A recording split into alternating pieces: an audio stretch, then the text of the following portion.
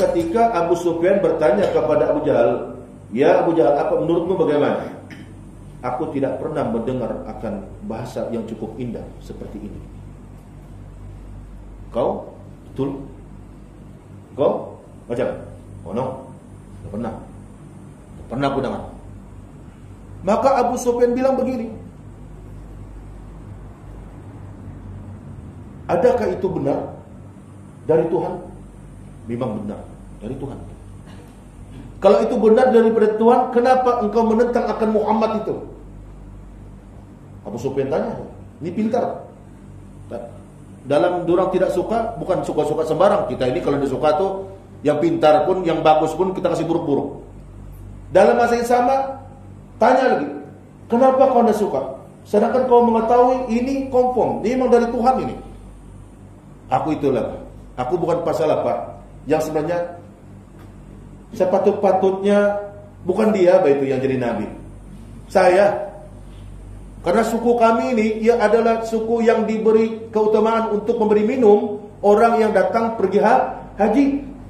Tapi kenapa suku dia yang diberi yang diberi dilantik jadi nabi? Kenapa bukan saya? Itu yang aku tidak suka tuh. Itu yang aku tidak puas hati. Abu Jahal ini sebenarnya tidak puas hati sama Nabi Muhammad. Itu saja. Maka diketahuilah tentang hal itu. Nabi tahu. Maka sebab itulah Nabi gelar namanya daripada Abu Hikam. Jadi Abu Jahal, bapak segala bodoh.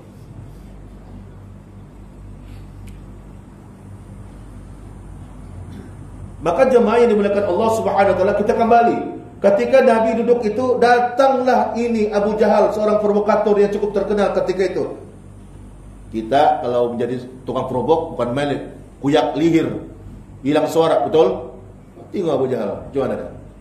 Dia tengok Nabi duduk-duduk gitu dalam keadaan rungsing, dalam keadaan kusut, dia tanya gitu, "Muhammad, ada terima wahyu sudah malam ini?" Dia tanya begitu. Woi, Haru, wahyu. Kata Nabi, ada. Dia bilang begini lagi, "Bah, kalau ada, pasti ceritalah. Mana tahu ada yang benar."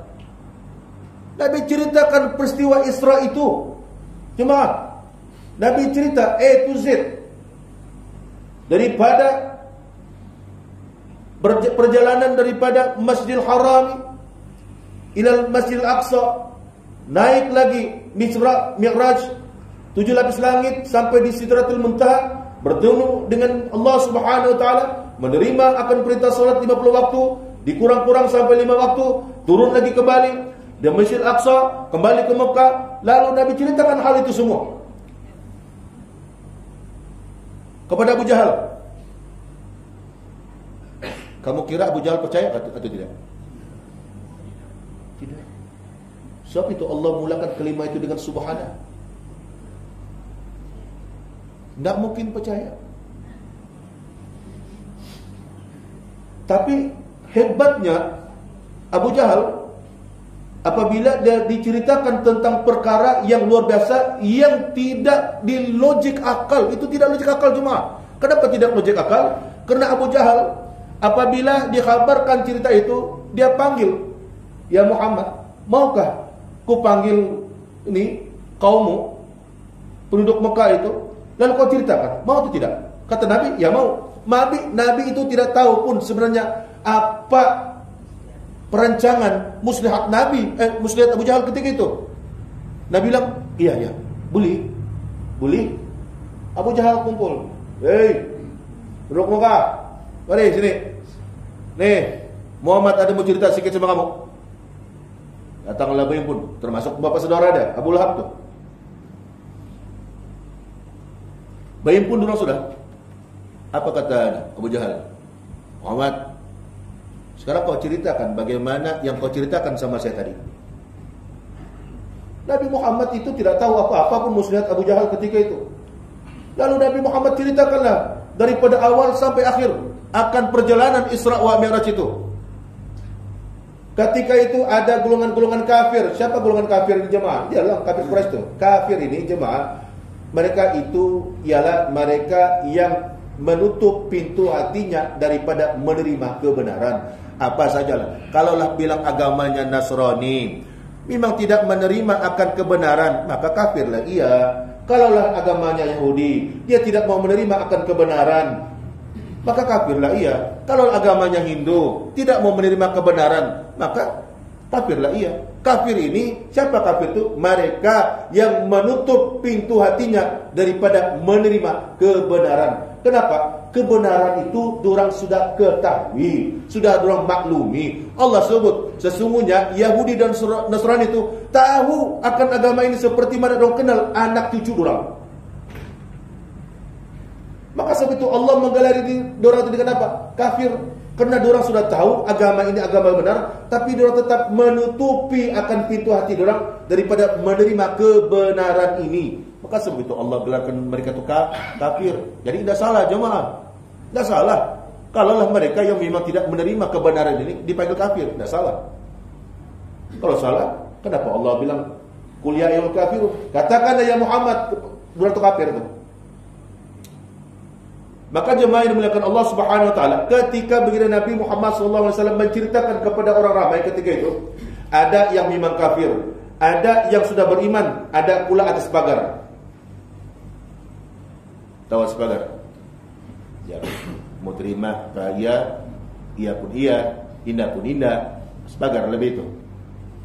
Antara hitam kah, antara kelabu kah, antara putih kah, begitulah.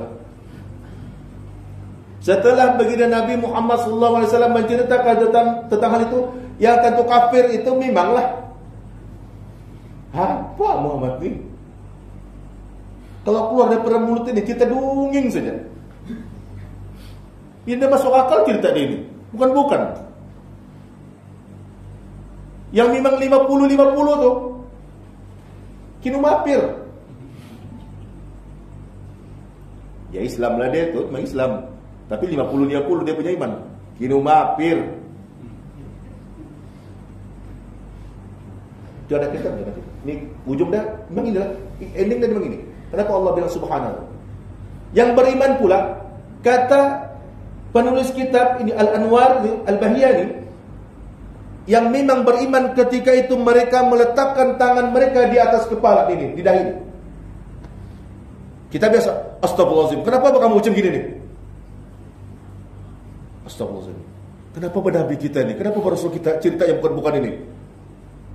Dua orang mulai ragu atau tidak ragu? Ragu, tapi masih lagi percaya. Tapi ragu. Karena cerita itu luar biasa. Tidak boleh diterima akal. Kenapa? Kata Abu Jahal, dia mula bermain sudah. Dia tengok sudah kicau-kicau.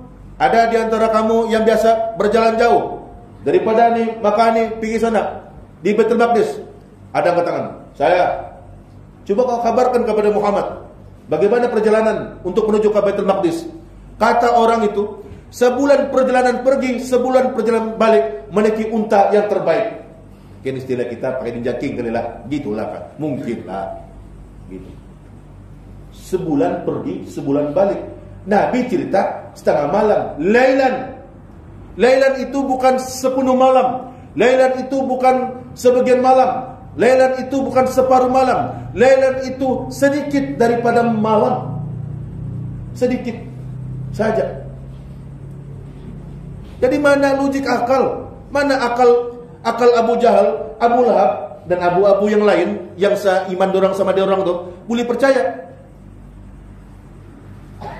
Maka sebab itu jemaah yang dimuliakan Allah Subhanahu wa taala, kenapa Allah memulakan surah Al-Isra ayat pertama itu dengan kalimat subhana? Karena Allah Subhanahu wa taala mau kasih tahu sama kita, mau ajar sama kita di jemaah, Maha suci Allah Subhanahu wa taala daripada segala sifat kelemahan.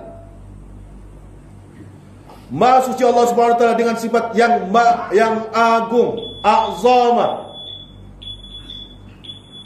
Allah Subhanahu wa taala mau mengajar kita akan keyakinan, i'tiqad kita, supaya iman kita tetap teguh. Tidak iman kita seperti imannya Abu Jahal, tidak iman kita seperti mereka-mereka yang ada pada saat itu jemaah. Yang dimuliakan Allah Subhanahu wa taala, kita tangguh sebentar untuk bagi laluan azan Aisyah insyaallah.